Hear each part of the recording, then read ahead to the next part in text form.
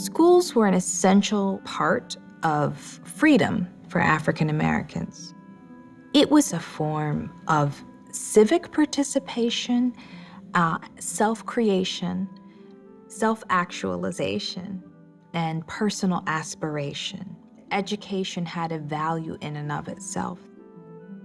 Black colleges start in a whole variety of ways, right? They start in the basements of churches, they start in one-room classrooms, they start in sort of abandoned structures that had been left over from the war.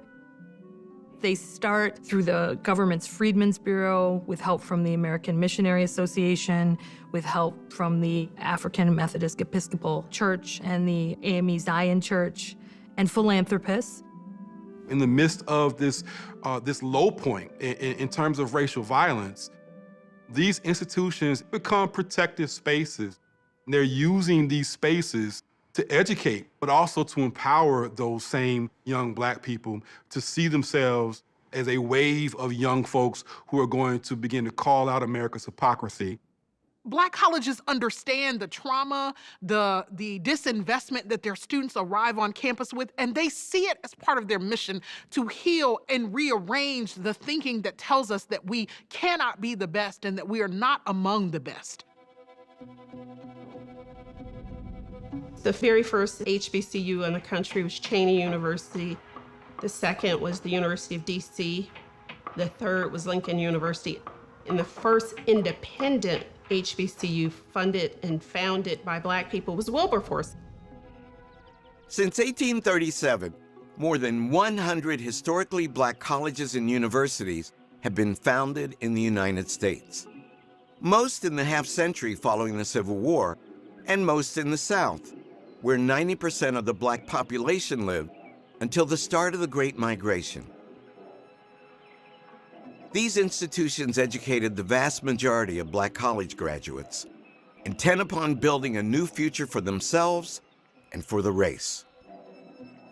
In 1881, Booker T. Washington is called from Hampton Roads, Virginia, where he's been a student and is now the most eminent of the graduates who are now working at Hampton.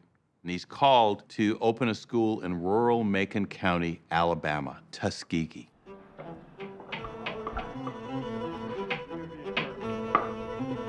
The Wizard of Tuskegee, Booker T. Washington, he was an incredible organizer and could link together, not just in the local community, but as a network across the country. He really started from nothing, and he built that school into one of the richest and most well-known educational institutions, not just in the United States, but in the world. Tuskegee often gets a bad rap because of the classic narrative divide between Booker T. Washington and W.E.B. Du Bois and the idea of industrial education. Washington was saying we should train teachers that will go out into African-American communities and teach African-American students that their place in society was common labor and domestic work, and that they should absorb a sense of pride in doing that kind of work. There was a saying that Booker T. Washington wanted to make men carpenters, and Du Bois wanted to make carpenters men. You have to view Booker Washington not as someone who is opposed to the political aspirations of Black people, but who is creating an institution in an environment of absolute hostility to African-American education. Booker T. Washington saw his mission as extending beyond the campus. He saw a very close relationship between education and business, and he was really active in a number of Black uplift efforts. I come from a Tuskegee family. Many of them became engineers. It is an institution that I say is primarily responsible for moving my family into the middle class. You begin to see then the creation of the doctors, the lawyers, the teachers, the nurses, all become critical elements of a Black community that is differentiating, that is emerging, that is growing.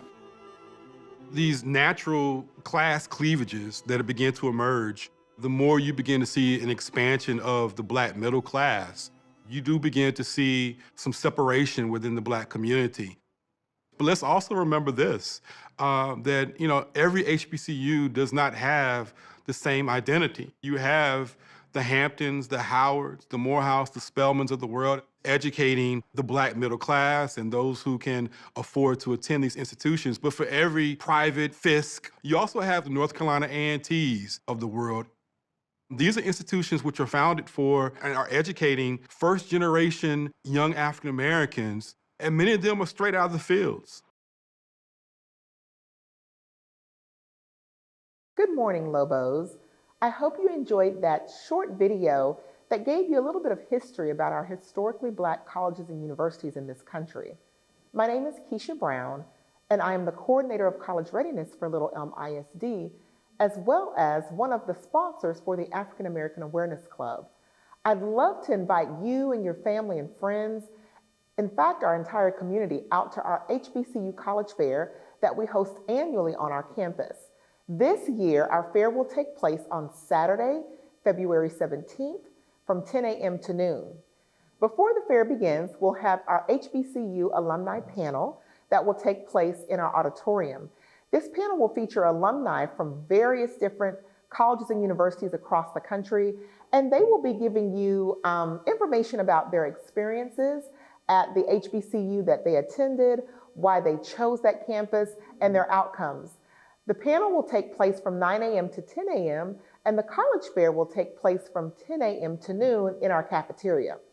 Also, seniors, you want to make sure that you're there because there will be scholarships awarded on site at the fair on Saturday, February 17th.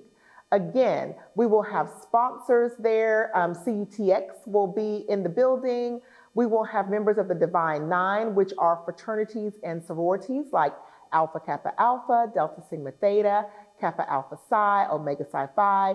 Those organizations will be on hand to talk about scholarships and programs that they offer to students in our community as well. So it's been a great day in the past. It's been a huge event. We would love to see you and your families there.